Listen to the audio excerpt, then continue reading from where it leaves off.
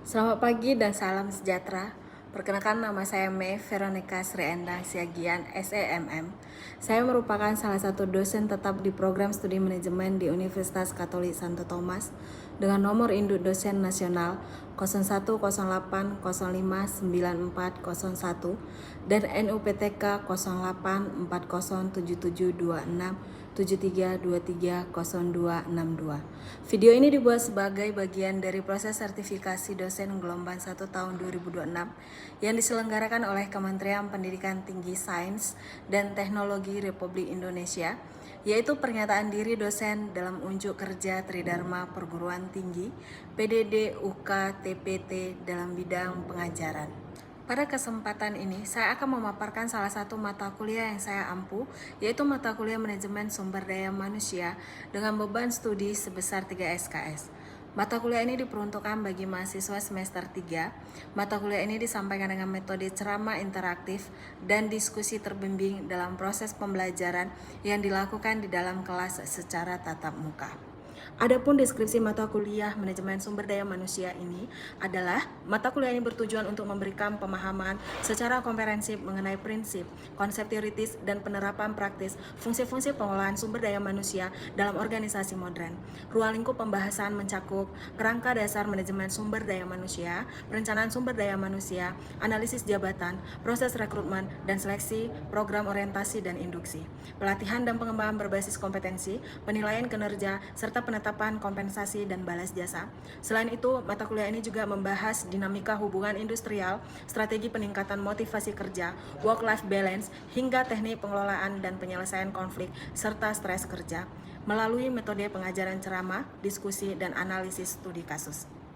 Selanjutnya, CPL pada mata kuliah ini dan prodi manajemen dibagi pada 4 bagian, yaitu pada bagian pertama, pada sikap, menunjukkan sikap bertanggung jawab atas pekerjaan di bidang keahliannya secara mandiri, serta menjunjung tinggi nilai etika, moral, dan profesionalitas dalam pengelolaan sumber daya manusia, mampu bekerja sama dan memiliki kepekaan sosial, serta kepedulian terhadap dinamika hubungan kerja dan kesejahteraan karyawan dalam organisasi. Kedua, pada bagian pengetahuan, menguasai konsep teoritis, prinsip-prinsip, dan fungsi-fungsi manajemen sumber daya manusia, mencakup perencanaan sumber daya manusia, analisis jabatan, rekrutmen, seleksi, hingga pelatihan dan pengembangan. Menguasai konsep dan strategi pengarahan organisasi terkait penataan kompensasi, hubungan industrial, motivasi kerja, work-life balance, serta pengelolaan konflik dan stres kerja. Ketiga, pada bagian keterampilan umum, mampu mengambil keputusan secara tepat dalam konteks penyelesaian masalah di bidang manajemen berdasarkan hasil analisis informasi dan data, mampu memelihara dan mengembangkan jaringan kerja, berkomunikasi secara efektif, serta melakukan proses evaluasi diri terhadap kelompok kerja di bawah tanggung jawabnya. Dan yang terakhir, keterampilan khusus, mampu merancang instrumen analisis jabatan, perencanaan tenaga kerja, serta sistem rekrutmen, seleksi, orientasi, dan pelatihan berbasis kompetensi, mampu merancang sistem penilaian kinerja, struktur kompensasi yang adil dan kompetitif, serta merumuskan solusi strategis atas konflik hubungan industrial dan stres kerja. CPMK-nya adalah mampu menjelaskan konsep dasar, prinsip, tantangan, serta fungsi strategis perencanaan sumber daya manusia dalam organisasi, mampu menguraikan dan menyusun analisis jabatan, serta merancang langkah-langkah rekrutmen, seleksi, orientasi, dan induksi karyawan, mampu merancang program pelatihan dan pengembangan sumber daya manusia berbasis kompetensi, serta menyusun instrumen pengukuran penilaian kinerja, mampu merancang struktur kompensasi dan balas jasa yang adil, kompetitif, dan berbasis kinerja, serta memahami mekanisme penyelesaian konflik dalam hubungan industrial, mampu merumuskan strategi peningkatan motivasi, work-life balance, serta merancang strategi pengelolaan konflik dan stres kerja di lingkungan organisasi.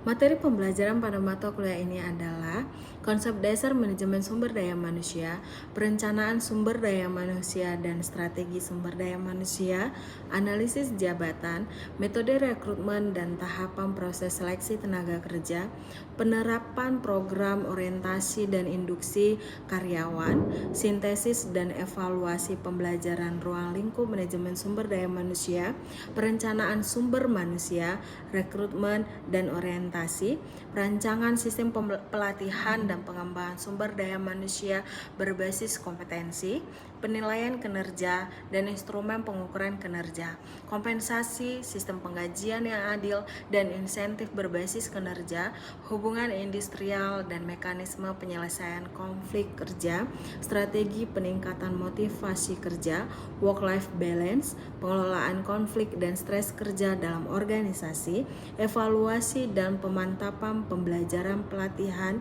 kinerja, kompensasi dan hubungan industrial, etika bisnis, profesionalisme, dan tanggung jawab sosial sumber daya manusia. Aspek penilaian terdiri dari beberapa poin, yaitu 30% adalah untuk ujian akhir semester, kemudian ujian tengah semester yaitu 25%, kehadiran sebesar 15%, tugas 30%, serta sikap 10%. Dan untuk metode yang digunakan dalam mata kuliah ini adalah direct instruction, diskusi, dan juga studi kasus. Berikut adalah contoh video pembelajaran yang dilakukan dalam proses offline atau secara luring dalam kelas. Selamat siang semuanya. Siang, Bu.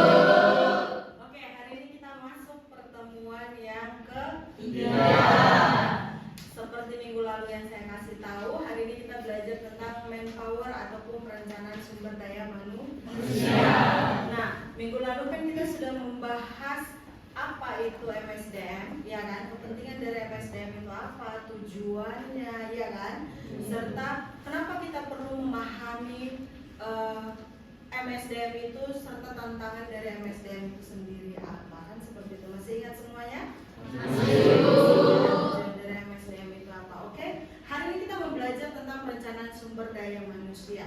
Nah, manpower ataupun perencanaan sumber daya manusia ini sebenarnya merupakan seperti strategis ataupun taktis dari perusahaan atau organisasi, ya, untuk penjumlahan karyawannya, yang menentukan dari penjumlahan karyawannya. Jadi kalau bisa karyawan yang kita punya itu harus pas.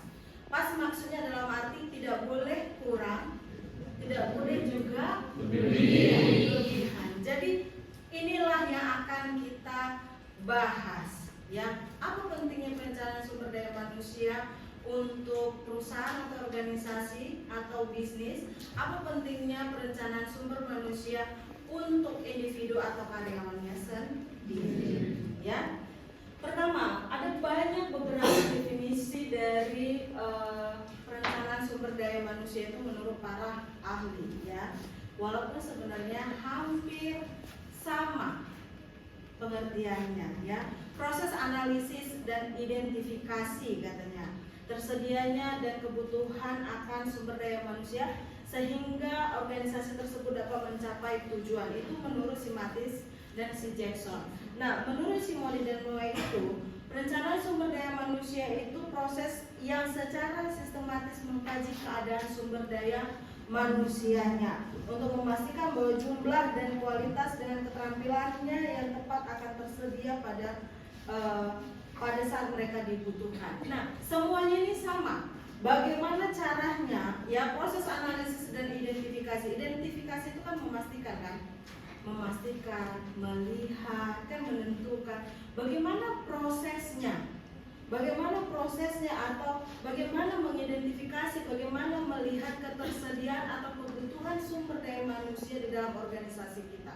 Contohnya seperti ini, sama halnya seperti ini. Kalau kita mau membentuk tim sepak bola, sebelum kita bentuk tim sepak bola, harusnya kan kita harus mengenali bagaimana atau siapa yang harus kita rekrut, pemain bola yang bagaimana yang harus kita rekrut. Kan itu nggak salah-salah, oh karena dia laki-laki yang sudah berumur 17 tahun ke atas, bisalah dia menjadi salah satu tim kita. Kan nggak seperti itu. Kita identifikasi dulu sesuai kualifikasi kita, iya kan, sesuai kebutuhan kita. Tapi bukan juga hanya melihat dari kebutuhan kita, melihat juga bahwasanya dia memiliki nggak potensi akan hal itu, keterampilan untuk kebutuhan kita. Kalau kita mau membentuk tim sepak bola, ya berarti keterampilan yang mereka punya atau orang-orang yang mau kita ajak harus memiliki kemampuan dalam bersepak bola. Itu dia. Paham? Ya. Nah, ada dimensi perencanaan sumber manusia. Di sini dimensi perencanaan sumber manusia katanya. Saran dari perencanaan tenaga kerja yaitu tersedianya tenaga kerja yang terampil, berkemampuan, loyal, dan tepat sesuai dengan dinamika perkembangan perusahaan ataupun tuntutan strategi bisnis perusahaan. Nah, dimensi yang digunakan dalam perencanaan sumber daya manusia ini diharapkan tepat jumlah, tepat kualitas, tepat komposisi, dan tepat waktunya. Maksudnya tepat jumlah ya, kuantitas dari karyawan yang kita punya itu harus tepat sesuai dengan beban kerjanya. Jadi kita lihat nih, karena kan seperti yang kita jelaskan di awal, perencanaan ini kan strategi taktis yang dilakukan organisasi biar karyawannya itu pas, tidak kurang dan tidak lebih. Jadi tepat jumlah. Apakah memang jumlahnya sudah pas untuk organisasi kita atau bagaimana? Nah, tepat kualitas itu juga dilihat sesuai enggak dengan kebutuhan kita atau sesuai enggak kemampuan mereka dengan penempatan yang kita tempatkan. Jangan nanti ketika kita sudah rekrut orang ternyata dalam penempatannya juga dia salah. Jadi harus kita lihat dalam menempatkan orang, harus kita lihat juga kemampuannya, ya kan? Gimana kemampuan dia, disitulah kita letakkan ya. Terus tepat komposisi dan tepat waktu. Tepat waktu maksudnya adalah ketika kita merekrut, jangan nanti begini maksudnya. Kan sebenarnya kita harus pandai melihat kapan kita butuh penambahan sumber daya manusia. Apakah kita misalnya butuhnya dalam waktu dekat, berarti rekrutmennya harus dilaksanakan dalam waktu dekat. Jangan nanti ketika kita memang butuh tapi rekrutmennya ini sangat lama, tidak tepat. Memang kita mendapatkan ketika kita melakukan rekrutmen, kita mendapatkan sumber daya manusia yang hebat. Tapi ketetapan waktu rekrutmennya itu tidak pas. Sehingga apa? Sehingga tidak jadilah atau tidak tepatlah produktivitas tersebut. Nah, itu dia. Jadi semuanya harus seimbang.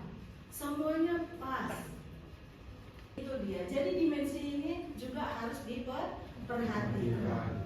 Nah, masuk kita kepada filosofi sumber daya perencanaan sumber daya manusia, ya. Maksudnya seperti ini.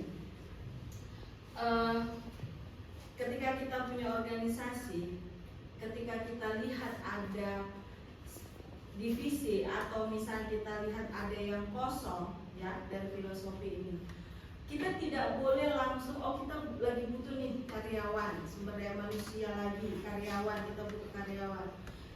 Terus kita membuat rekrutmen di luar eksternal dari organisasi kita.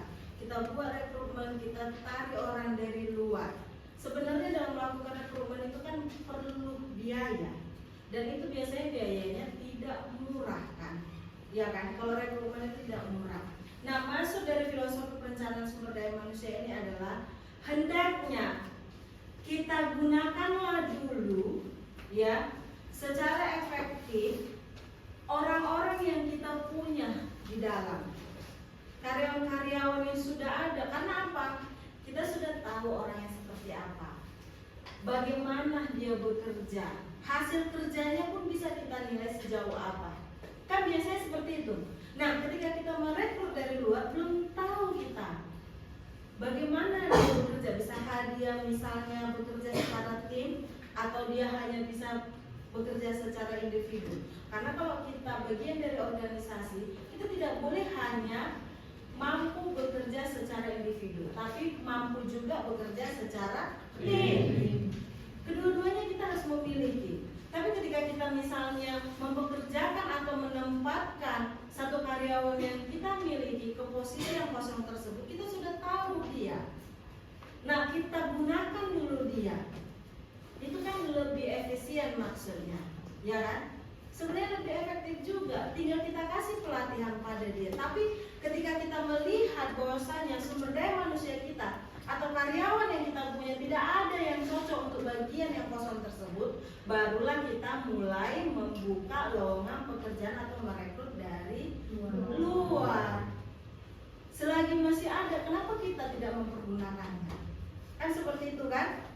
Nah, itu dia. Jadi karyawan-karyawan yang kita punya pun dia merasa bahwasanya kemampuan mereka, ya kan, skill yang mereka punya juga dipergunakan dengan baik. Pentingnya perencanaan sumber daya manusia, ya.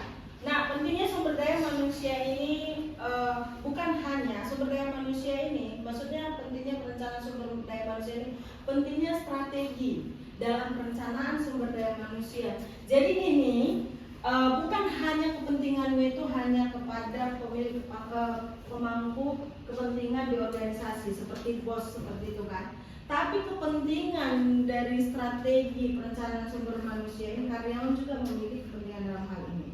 Ya, kalau bos dia maksudnya begini, dia melihat bahwasanya semua kerjaan cepat beres, ya kan? Semua kerjaan cepat beres dan menghasilkan yang baik terhadap organisasi. Kalau untuk karyawan biasanya, ya, perencanaan atau strategi perencanaan sumber manusia ini mereka merasa bahwasanya organisasi ini atau perusahaan ini menghargai hasil kinerja ataupun kemampuan mereka. Jadi mereka tahu kapan mereka ini naik gaji, kapan mereka misalnya bisa dipromosikan jabatannya. Nah, itulah pentingnya perencanaan sumber daya manusia ini. Nah, jadi perlunya perencanaan atau strategi sumber daya manusia ini bukan hanya untuk karyawannya, tapi juga untuk organisasi. Nah, dua-duanya ini harus saling menguntungkan. Itu dia maksudnya. Paham? Paham ya? Nah, kita lanjut ya. Kita lanjut manfaat perencanaan sumber daya manusia. Yang pertama katanya meningkatkan efektivitas dan efisien pendaya gunaan sumber daya manusia. Melalui perencanaan sumber daya manusia ini, proses rekrutmennya, penempatan, promosi, mutasi yang dilakukan secara optimal. Itu yang pertama. Mengoptimalkan penggunaan biaya tenaga kerja melalui perencanaan sumber daya manusia, maka akan dapat dicapai penempatan pegawai secara optimal sehingga bisa mendorong penghematan biaya tenaga kerja, mendorong perilaku proaktif tidak reaktif, ya kan, memastikan terpenuhnya kebutuhan yang kompeten. Itu dia manfaat perencanaan dari sumber daya manusia. Ya. Nah, peramalan kebutuhan juga. Ya, biasanya organisasi itu juga harus pandai melihat saat kapan dia butuh sumber daya manusia. Kalau biasanya kurang karyawan, ya kan, ada efek yang dirasakan dari organisasi dan karyawan tersebut. Misalnya begini, kalau kekurangan dari segi karyawan, biasanya beban kerja itu lebih tinggi. Karena bisa kita bayangkan karyawan yang bekerja sangat sedikit, tapi kerjaan itu menumpuk. Pada akhirnya apa? Banyak SDM ini yang pada akhirnya bekerja menjadi pekerjaan itu double. Gitu dia, menduduki satu pekerjaan yang double. Itu kan berisiko untuk karyawannya, berisiko juga untuk organisasi. Kalau kita bekerja tidak lagi sesuai dengan kemampuan kita secara fisik, misalnya nih, harusnya kita kemampuan orang bekerja itu misalnya batasnya itu kan ada. Ketika terlalu banyak tumpukan tersebut, pada akhirnya apa? Stres yang ada kan? Yang dihasilkannya apa? Kinerjanya enggak baik, tidak baik. Jadi dua-duanya ini sangat dirugikan. Tapi misalnya juga karyawan itu terlalu banyak jumlahnya, itu juga tidak baik. Tidak baik karena apa? Beban kerjanya sedikit, tapi karyawannya menumpuk. Yang ada apa? yang ada si organisasi itu mengeluarkan biaya yang sangat banyak padahal kerjaan karyawannya tidak ada. Itu yang terjadi nanti istilahnya dipensiunkan dini, bukan di PHK ya. Jadi kasihlah pilihan-pilihan yang tepat.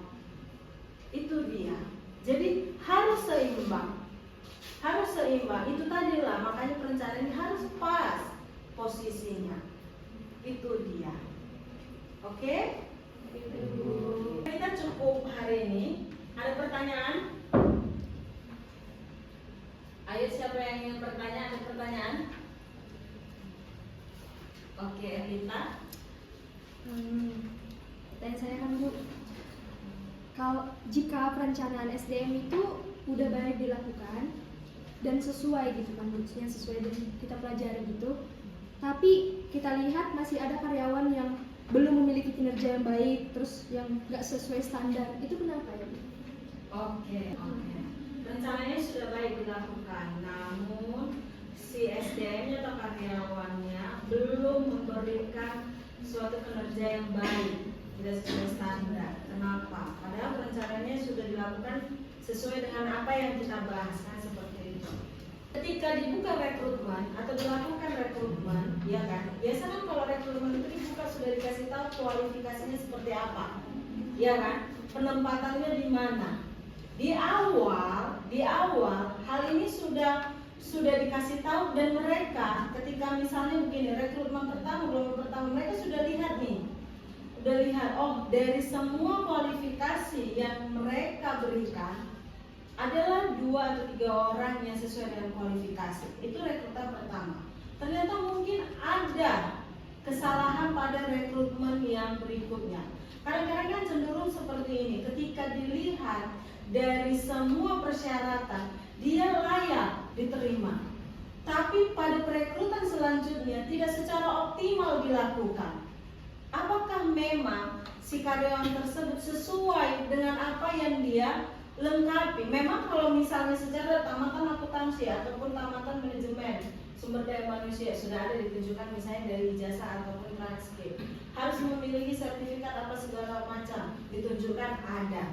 Tapi pada perekrutan yang berikutnya tidak optimal, maksudnya secara kemampuan tidak dinilai lebih objektif. Mungkin seperti itu. Bisa jadi perekrutannya yang cenderung di tahap pertama aja yang merasa sudah terkesan karena persyaratan dan kualifikasi yang diberikan perusahaan sudah oke. Jadi mereka merasa oh ini udah cocok-cocok aja. Padahal belum dikenali, belum dinilai secara mendalam dan dievaluasi secara objektif apakah memang berkas-berkas yang SDM tersebut lampirkan sesuai dengan kemampuan dari dalam dirinya si karyawan tersebut. Itu mungkin yang pertama. Nah, selanjutnya mungkin dia merasa kehilangan motivasi. Kan ketika direkrut awal-awal dia memang baguslah sesuai dengan perencanaan sumber daya manusia, memberikan hasil yang luar biasa. Tapi ketika dia sudah bekerja beberapa bulan, beberapa tahun di situ, ternyata dia kehilangan motivasi. Kan motivasi orang kan berbeda-beda nih, datang dari rumah ke organisasi. Mungkin dia kehilangan motivasinya. Nah, itu biasanya organisasi harus bisa melihat dan membaca kenapa karyawan ini dipanggil. Ketika dia misalnya berkeluh, sepertinya dia tidak memiliki motivasi lagi dalam hal pekerjaannya. Nah, disitulah ada misalnya peran dari si pimpinannya atau organisasinya. Bagaimana caranya biar si karyawan tersebut termotivasi lagi untuk bekerja sesuai dengan perencanaan awalnya, ya kan? Nah, mungkin kurang pelatihan juga. Karena kan setiap kemampuan atau ilmu itu harus selalu di-upgrade kan, seperti itu kan. Jadi kemampuannya berkurang. Apalagi kita kan nggak bisa menebak 3 tahun lagi bagaimana cara atau sistem sumber daya manusia itu bekerja. Dulu penjaga tol masih ada, ya kan? Sekarang tol tidak perlu ada lagi penjaganya. Sudah semuanya digital. Itu maksud saya. Nah, harus ada pelatihan-pelatihan yang demikian. Bagaimana caranya supaya karyawan ini bisa bekerja sesuai dengan keadaan zaman sekarang ini. Itu dia, mungkin seperti itu. Bagaimana Erika? Berarti itu kan Bu, memang dari perekrutannya aja kan Bu, bukan sama perusahaan. Iya, mungkin bukan juga bukan kesalahan perusahaan. Maksudnya begini, mungkin ada beberapa hal yang perlu dikaji dalam hal tersebut. Kenapa? Kan kita nggak tahu, balik lagi kita harus bertanya kepada SDM-nya apa nih, kenapa kemarin memberikan sesuatu hal yang baik, sekarang kenapa tiba-tiba dia tidak bisa memberikan sesuatu hal yang baik. Oke, ada lagi? Saya ingin bertanya Bu, apakah perencanaan SDM ini berlaku juga untuk organisasi atau perusahaan yang kategori besar dan sudah stabil Bu? Kenapa? Iya. Jadi perencanaan sumber daya manusia itu tidak bisa hanya dilakukan atau misalnya begini, perusahaan besar untuk apa lagi merencanakan sumber daya manusia? Kan juga dia udah stabil, ya kan? Jadi kita nggak bisa semua, mau dia organisasi besar sekalipun maupun dia startup, harus ada yang namanya perencanaan sumber daya manusia. Mau bagaimanapun stabil perusahaan itu, perencanaan sumber daya manusia itu memang sangat krusial, harus ada. Itu kan strategi.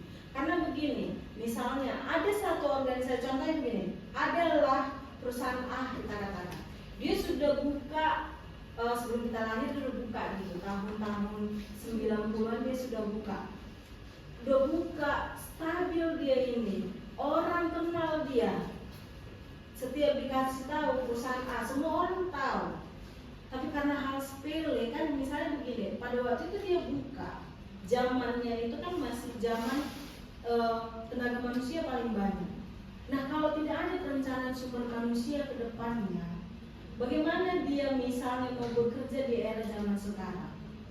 Karena kan zaman sekarang ini kita nggak bisa menebak bagaimana canggihnya teknologi tersebut. Tidak boleh, misalnya tiba-tiba zamannya sekarang harus bekerja secara digital. Baru sekarang dia merekrut atau melihat pentingnya digital untuk sumber daya manusia. Yang ada jadinya dia ketinggalan.